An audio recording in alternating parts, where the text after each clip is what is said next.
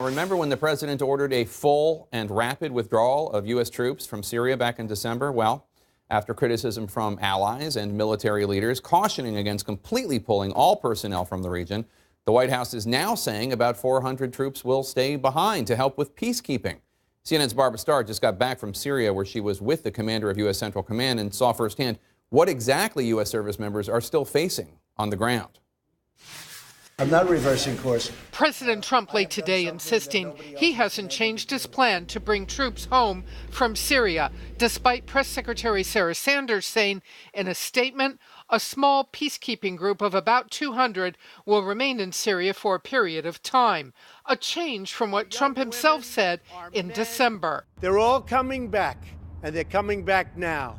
We won. Within hours of Sanders' statement, even the 200 number changed.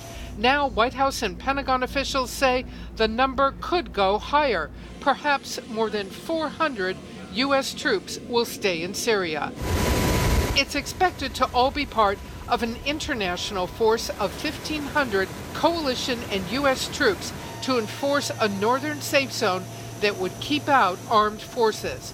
The original order of a full withdrawal brought fierce criticism. According to the Washington Post, Senator Lindsey reportedly called it the dumbest blank idea I've ever heard. Now, with some troops staying, Graham seems to quell his criticism. It was a very smart decision by the president. He listened to sound military advice. He adjusted his policies. The goal is to make sure ISIS doesn't come back. Under the new plan, U.S. troops could provide intelligence and surveillance and even targeting for airstrikes. They will operate in two areas. In northern Syria to help convince U.S. allies to also remain engaged there, as well as to protect the Kurdish-led Syrian Democratic Forces, the SDF, who has led the fight against ISIS. Turkey threatened an incursion into northern Syria to attack the Kurds they see as terrorists.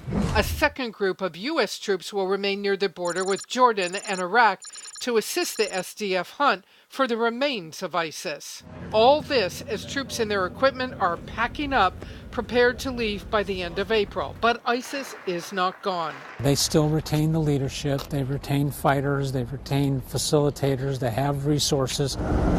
The U.S. commander of the entire coalition is warning the SDF not to partner up with the Assad regime or the Russians. There is no relationship with the regime. There's no relationship with the Russians.